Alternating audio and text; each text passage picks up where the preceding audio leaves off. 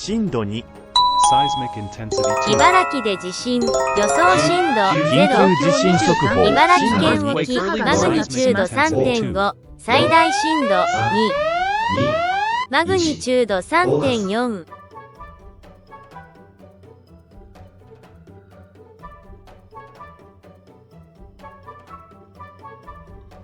第3波受信。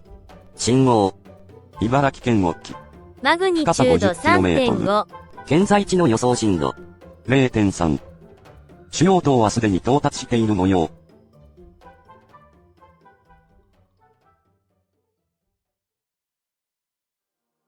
震度1、茨城。